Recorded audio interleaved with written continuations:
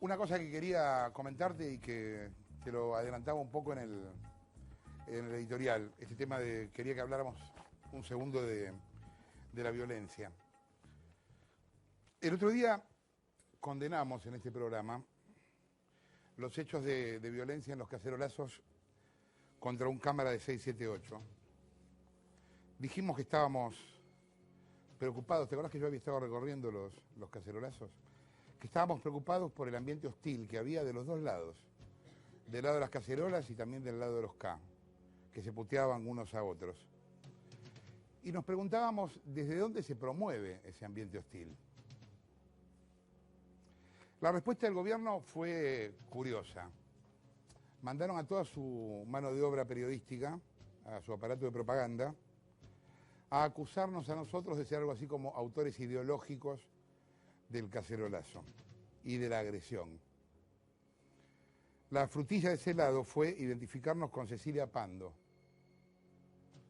Me contaban que, creo que ayer, en un programa, un chico que trabajó acá, aparte, muchos años, le preguntaba a un actor, bueno, Pando y la nata son lo mismo, y el actor le dijo, no, no son lo mismo, Pando y la nata. Pero bueno, hubo una campaña muy fuerte de la parte de propaganda del gobierno para vincularme con Pando. Como si yo pudiera controlar los tweets que alguien escribe sobre este programa. Si dice que le gusta el programa, ¿qué culpa tengo? Pero bueno, parece que ahora también tengo que controlar los tweets de todo el planeta que escriben sobre este programa. La línea era Pando, la nata, Videla. Estamos todos mal, realmente estamos todos mal. Y el gobierno se asombra de lo que provoca. Es eso lo que está pasando. El gobierno se asombra de lo que provoca. El kirchnerismo instaló una división en la sociedad, como no se veía desde los años 50. Familias que se pelean, amigos que se dejan de invitar a los cumpleaños, compañeros de laburo que dejan de hablar de política porque se matan, enemigos íntimos, ¿no? Una periodista que podríamos llamar Sandra Gómez Fuentes escribió el otro día en el Boletín Oficial, página 12, un artículo en el que planteaba su desprecio hacia los neutrales. Había toda una discusión en el microclima de los periodistas de si se puede o no ser neutral. Y Sandra Gómez Fuentes decía, no se puede ser neutral. Y para apoyar ese argumento citaba un libro de la Guerra Civil Española. Después me quedé pensando, claro, nadie sería neutral frente a una guerra. Nadie puede ser neutral frente a una guerra. Nadie podría decir, a ver, hablemos de Auschwitz. Gente a favor y en contra. Es obvio que estarías en contra de Auschwitz. Nadie podría decir, examinemos objetivamente a Hitler. Pero hay un pequeño detalle del que me di cuenta después que terminé de leer la nota. No estamos en guerra. No estamos en guerra. Yo no estoy en guerra. ¿Ustedes están en guerra? Yo no estoy en guerra. Sandra Gómez Fuentes está en guerra. Y la imagen es muy loca porque yo tengo enfrente una persona con casco, arma, trinchera, arriba de un montón de bolsas apuntándome y yo estoy de traje. Y no estoy peleando una guerra contra nadie. A ver, insisto otra vez para que después no lo extrapolen y lo editen. Nada justifica una agresión. Nada justifica una agresión. Ya hubo demasiados muertos en la Argentina, demasiadas víctimas. Lo que es extraño es que el gobierno no vea lo que ideológicamente justifica.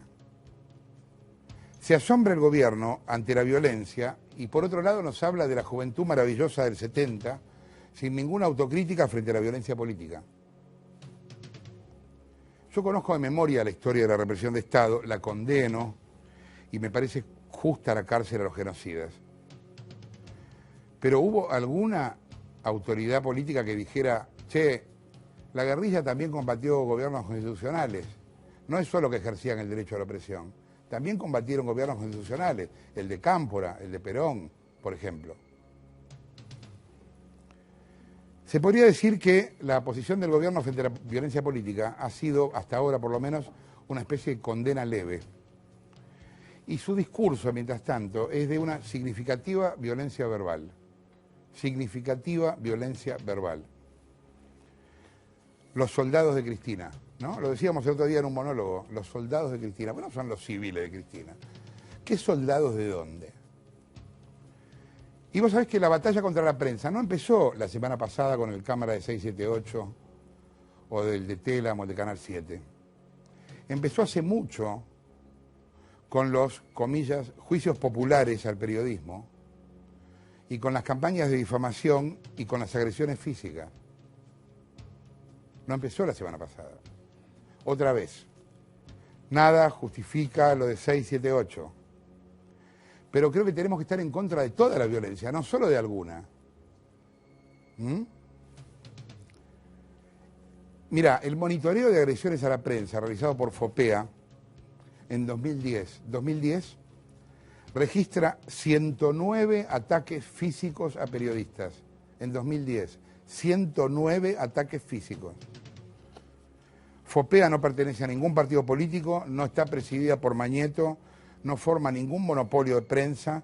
De esos ataques, 54 fueron leves, 28 fueron moderados y 17 fueron graves. No los voy a leer todos porque son muchos, pero te cuento algunos. El 15 de abril de 2010, Fernando Bravo fue agredido por simpatizantes de la Ley de Medios. El mismo día aparecieron carteles anónimos contra distintos periodistas del Grupo Clarín. El 28 de septiembre, Eve Bonafini acusó al periodismo de la violencia y exhibió carteles contra Nelson Castro, Ernesto Tenenbaum, Gustavo Silvestre, Santo Biasati y yo mismo.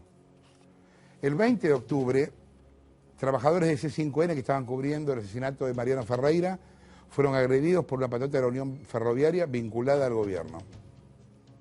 El 11 de mayo, un cámara de Canal 5 de Catamarca fue agredido por la seguridad del gobernador vinculado al gobierno. El 12 de noviembre, el periodista Pablo Romero fue agredido por el secretario general y el de Cultura de la Municipalidad de Bañado de Obanta en Catamarca. El 12 de febrero, periodistas y cámaras de TN y Canal 13 fueron agredidos por una patota vinculada al gobierno de Formosa. El 5 de marzo, una bomba estalló frente a la FM Bahía de San Antonio Oeste. El dueño de la emisora dijo que el culpable era el intendente Javier Yut de El PJ. El 29 de marzo le incendiaron el auto a Adela Gómez en Caleta Olivia, Santa Cruz. El 22 de junio, el Frente para la Victoria de Santa Cruz se adjudicó haber puesto 15 pasacalles con insultos al periodista de Clarín, Juan Cruz Sanz. En agosto del 2011, siempre según FOPEA, 2 periodistas de Varadero fueron agredidos físicamente por el candidato a intendente del Frente para la Victoria, Juan Domingo Morales. Y así, en diciembre, en noviembre, en abril, en enero de este año, un periodista, por ejemplo, el 23 de enero, Cristian Acuña, agredido físicamente en Victorica, en La Pampa, por el viceintendente y el secretario de Turismo.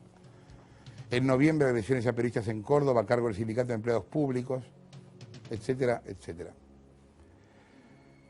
FOPEA denunció todos estos hechos en su momento y por lo que se sabe nunca hubo ni responsables condenados ni procesados, nunca.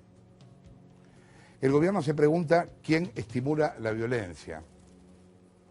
Se tendrían que mirar al espejo. ¿Estamos yendo a un corte? Todavía está ahí, Aníbal. Me estás jodiendo. Aníbal, avance un poco en la cola. Vamos a un corte, venimos en un segundo, dale.